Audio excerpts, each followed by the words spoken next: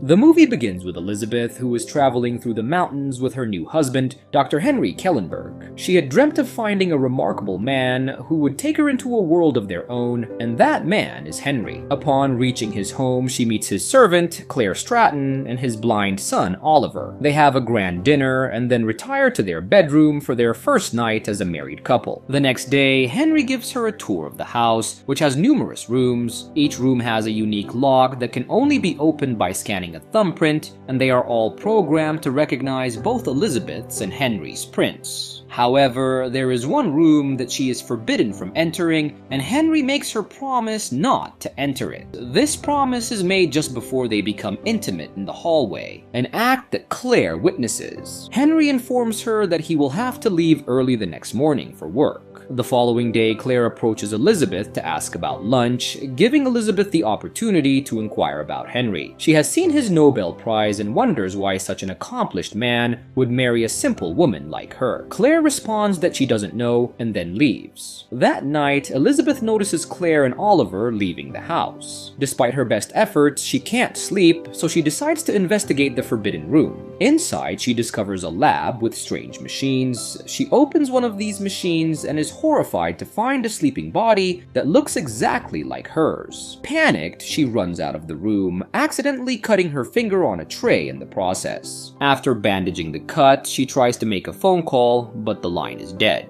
Eventually, she falls asleep and doesn't wake up until noon. The next day, Elizabeth feels uncomfortable around Henry. They discuss their days, and she mentions the phone issue. Henry explains that it's common for phones not to work in that area. He then asks about her finger, and she tells him it was just an accident. In the middle of the night, Henry gets out of bed, and Elizabeth follows him. She barely reaches the stairs when Henry finds her and tells her she will be punished for disobeying him. He then reveals a machete and starts chasing her around the house. Elizabeth tries to escape, but the locks no longer recognize her thumbprint. She hides in the wine cellar, which Henry enters but then leaves when he doesn't find her, deciding to wait in the living room. When Elizabeth finally emerges, she finds the living room empty. She grabs a fire poker and tries to go upstairs, but Henry is hiding behind them. Henry trips her up by grabbing her ankle, intending to kill her with a machete. The next day, Claire and Oliver assist him in burying the body in the forest, and they all have breakfast together as if nothing happened. Claire urges Henry to stop his actions before he gets caught, but he doesn't listen. In the afternoon, his friend Frank Logan, a detective, visits him. After assuring Frank that Elizabeth is asleep, Henry asks about Frank's concerns. Frank admits that he's worried because his department is under investigation for accepting bribes. Frank has been spared, but he'll have to testify against some of his friends who weren't as lucky. Henry's cold response is that it's better to be the one inflicting pain than the one suffering it. Meanwhile, Claire is interrupted from writing in her journal by Oliver, who has brought her flowers. Claire rejects them and asks him to stop giving her presents, but Oliver questions why she stays if she's so unhappy. She claims it's because she knows things, but Oliver believes she stays because she loves Henry. After dismissing him, Claire takes her medication. 6 weeks later, during a car ride through the mountains, Elizabeth wakes up from a dream where she meets a brilliant man who takes her into a world of her own. Her wedding dress is different, but the routine is the same. Henry introduces her to his family, shows her around the house while Claire watches from a distance, makes her promise not to enter a certain room, and after dinner and dancing, they spend their first night together as a married couple. Before they fall asleep, Henry tells her he'll have to leave soon for work. Unable to sleep, Elizabeth goes to the kitchen and finds Claire smoking. She expresses a desire to know more about Claire, but they're interrupted by Henry, who takes her back to bed. The next morning, Elizabeth finds herself alone in the house. After some time, she gives in to curiosity and enters the forbidden room. She discovers a duplicate of herself in a machine and runs away. This time, the capsule opens, and the duplicate Elizabeth comes out and chases her. The duplicate finds Elizabeth sleeping, and after confirming that Claire and Oliver are not around, she touches Elizabeth's face and lifts her pajama top. The next day, Elizabeth wakes up late and finds her clothes disheveled. Henry finds her and asks if she's okay, so she goes to the bathroom to freshen up. Henry tries to follow her, but despite Elizabeth's efforts to keep the door closed, Henry manages to get in and grab a towel. When he accuses her of disobedience, Elizabeth tries to escape, but Henry makes her trip and starts to strangle her with the towel. After a struggle, she manages to kick him off and tries to run again, only to find that the exit door won't unlock with her thumbprint. With the windows also being unbreakable, Elizabeth rushes to the kitchen to grab some knives, while Henry prepares an anesthetic cloth. Next, Henry goes to the living room to play the piano. Then he leaves a recording playing to trick Elizabeth into thinking he's still there. The plan works. She leaves her hiding spot in the kitchen, and Henry appears behind her, pressing the cloth against her nose and mouth.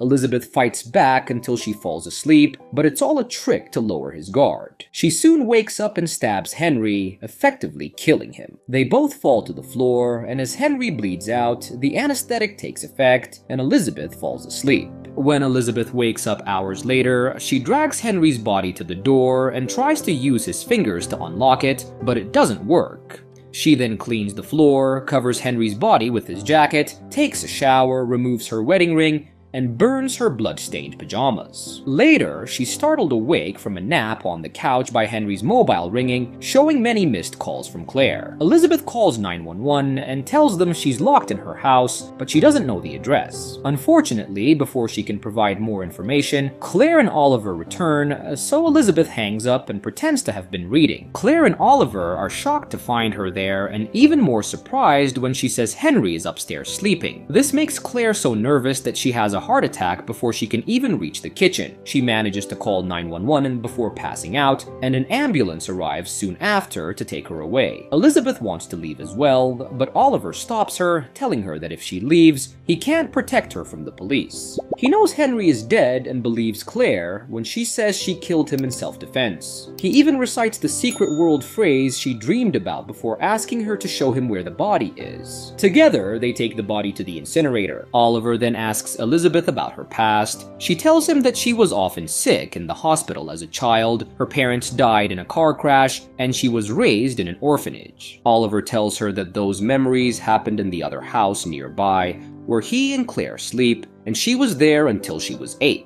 While Claire would be better at explaining this since she was part of the experiment, Oliver still tries, telling her she's been cooked in the forbidden room like an egg. 6 identical genetic copies were made, and she is the 5th of the Elizabeth harvest. At that moment, they see Frank's car approaching, so Oliver quickly gives her some information to handle it. She greets Frank in the living room, telling him Henry is napping because he isn't feeling well. While Oliver goes to fetch them some water, Frank asks her if she's okay because he's heard about the 911 call. Oliver returns and tells him it was Claire who called when she had the heart attack, a lie that Elizabeth goes along with. As Oliver leaves the room to grab something else, Frank comments on how strange it is that everyone in the house has a problem. Elizabeth with her sleep disorder, Claire with her weak heart, Oliver is blind, and now Henry isn't feeling well either. However, he suddenly falls dead when Oliver returns with a rifle and shoots him. Oliver explains to Elizabeth that Henry has been paying Frank off